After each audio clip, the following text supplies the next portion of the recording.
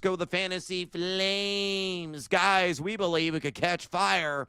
Here is the catch, though. They got to be under 60% started right now in Yahoo League. So, Horvat, who's that guy you feel is going to turn out in a blaze effort in week 2? I'm ready for the RJ Harvey breakout tour, but I just don't know that it comes this week against the Colts. And I have to start this guy, so I'm going to be selfish and talk about him.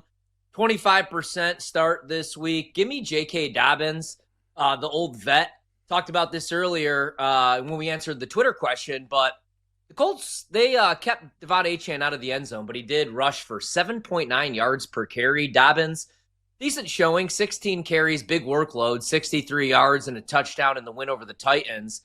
And, you know, he out-touched RJ Harvey in that game. So I kind of like him. I do think that he's going to get into the end zone, maybe even twice. Even though I like the Colts in the game, give me J.K. Dobbins this week again. My fantasy flame this week, I know you love this guy too. Hammer at home with Jordan Mason of the Minnesota Vikings taking on the Atlanta Falcons on Sunday Night Football. Mason looked great. I remember you wagered on him to lead the Bears game in rush yards, and guess what? He did! And guess what? That cash at greater than plus 300 odds there at BetMGM. I think he's going to find the end zone this week. According to Betalytics, our friend Rachel Krychak, he's got a 49.9% chance of splashing 6, and I think it's going to be better than that. I think it's going to be at least 60 yards and a touchdown for him. Yes, Atlanta, so far, only one game sample size. Number 10 in rush EPA defense. Have made a lot of investments on that defensive line here last couple of seasons. And you look at Atlanta, only gave up 3.17 yards per carry to Tampa backs, including Bucky Irving there in week 1. But Mason, he's a plow, man. 3.73 yards after contact per attempt in week 1. That was the 8th best mark of any eligible running back. He forced 3 missed tackles, 15 carries, 68 yards. Aaron Jones is more the lightning. And who's bringing the thunder? The thunder! The Thor of that backfield is Jordan Mason. Again, 60 yards and a touchdown. Very doable for him. Fantasy flame material through and through in my mind. Flip side of the coin, let's get our fantasy lames out there. Here is the key. They have to be over 50% started in Yahoo League. So knowing that high mark, Horvat, I love this selection. I can't believe his start percentage is as high, but who is it? Yeah, I'm going against him this week. 62% in my league started, and that's DeAndre Swift. He did have 17 carries, but for only 54 yards. Caught 3 passes on 5 targets, but for 12 yards. We talked about this last night. Check out the podcast if you missed the show, always. I think Monungai eventually is going to get more touches. I don't know if it comes this week, man, but I can't see DeAndre Swift doing much in this offense. So it's 62%. I think that's crazy. I hope he gets completely shut down because I'm going against him this week, and I think that's going to be the case. I don't see another 17 touches. By the way, Kyle Monungai is still universally available in Yahoo Leagues. Yep. His ownership percentage is like 1%. Go grab him now. It's only a matter of time that he's going to get his opportunities, his offense. It could turn into a hot hand situation. And who could have the fiery fingers of the Pride of Rutgers? Why? Because he's a zone runner. That's what he ran with the Scarlet Knights, and that's essentially what Ben Johnson runs. So one cut and go, guy that fits that scheme to a T. So good call there on DeAndre Swift. I'm going to go with the guy I actually have in my fantasy lineup because I don't have any better options than a 16-teamer at running back. Jonathan Taylor of the Indianapolis Colts, I think is going to be somewhat bottled up against the Denver Broncos, who have one of the best defenses in the NFL. Taylor, according to Betalytics, projected to go for 72.05 yards on the ground. That's actually south of his player prop right now on BetMGM, which I believe is at 77.5 rush yards. I would bet the under. 46.4% chance of scoring a touchdown. Decent odds there. I thought he would splash 6 last week. Was held out of the zone. You look at Denver, number 2 already in rush EPAD. Only gave up 3.1 yards per carry to Tennessee running backs in week 1, of course, featuring Tony Pollard. And also, you look at Taylor in the advanced analytics, kind of unsightly in week 1. 2.28 yards after contact per attempt. No bueno, mi amigo. Also, 2 missed tackles. That was all that he forced and went 18 carries, 71 yards. Sat most of the fourth quarter. as DJ Giddens got extensive run in a lopsided win for Indy. But, yeah, I think it's a subpar game. And fantasy lane material, I believe, will be one Jonathan Taylor against the Broncos there at 98% started. All right, let's go deep into the bag.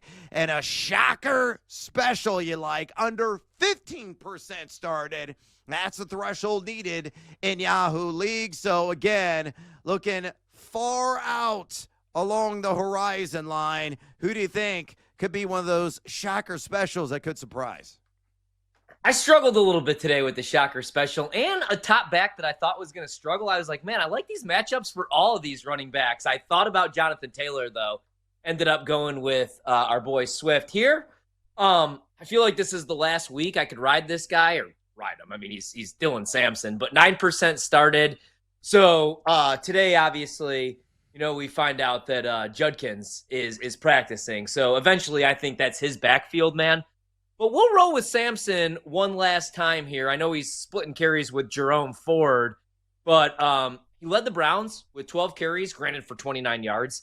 But more importantly, I'm in a PPR league, and he had 8 grabs for 64 yards on 8 targets. So I don't know that he's going away as a pass catcher. The Ravens just allowed James Cook to catch 5 balls for 58 yards on 5 targets. So I kind of like Sampson in a PPR league this week. Yeah, I don't think that's a bad call by any stretch of the imagination. It could be like a 4 to 6 catch kind of game for Dylan Sampson, as the Browns are going to be in full catch-up mode. Heavy roof dogs in that affair against the Baltimore Ravens. I love Trey Benson this week. I think he's going to be a master blaster. Why? It's the Clawless Cats of Carolina. I mean, they're the new Hello Kitties of the NFL, right?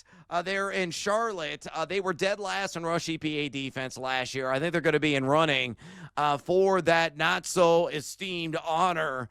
Already number 29 in rush EPAD to begin the season. They gave up 6.92. Let me repeat that, 6.92 yards per carry. To who? The Jacksonville Jaguars, specifically to really Travis Etienne. Yeah, you got a little sprinkling of Allen and Tootin and Tank Bigsby, who is now a member of the Philadelphia Eagles. But Benson's a plow, man. Break tackle ability is extraordinaire. 4.3 yak per attempt is what he booked in week 1. That was the 6th best mark among eligible running backs. Also forced 3 missed tackles. He had 8 carries for 69 yards. Had that 52-yard run off right tackle up the right sideline, showing the burst, showing the power against the New Orleans Saints. My buddy Rachel Kryshak there at Better Legs only gives him a 25.7% chance of scoring a touchdown.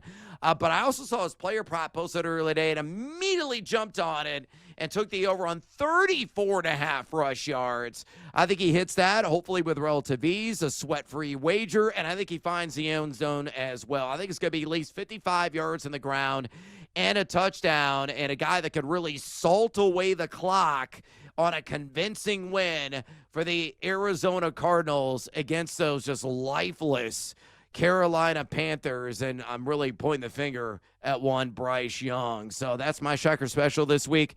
Certainly some flexy, sexy appeal in 12-team and deeper leagues. What are your thoughts on Benson's rush yards prop? Again, it's just sitting at 34.5. Would you take the over, the under? Yeah, I love it, man. That's what my bets were for Arizona week 1, other than, the Cardinals, where I liked James Conner under 17.5 carries, and then I took the over on just 6.5 on Trey Benson. And I love it, man. I'm really high on him. 8 carries for 69 yards, also had a reception for 6. I think, even though, Conner played 44 snaps and had 12 touches, I do think that, we could see like a 50-50 workload like they were talking about in the summer. So I'm really high on Benson. He looked damn good.